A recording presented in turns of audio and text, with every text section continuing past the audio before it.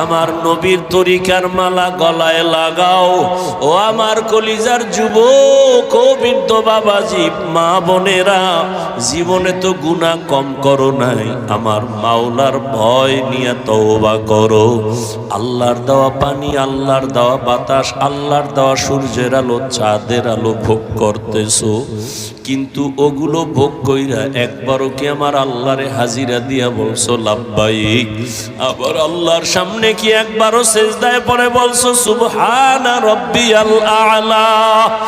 ওরে আমার মাওলা, যদি সিজদায় পড়া যদি একবার ডাক দিতি, আমার মাওলা কুদরতি পা তোর কপালের নিচে ঢুকায় দিয়া বলতো বান্দা আয় আয়। জীবলা কুদরতি পা তোর কপালের নিচে ঢুকায় দিয়া বলতো বান্দা আয় আয়। জীবনে যত গুনাহ করছো তওবা কর, আমি মাফ করে দিব।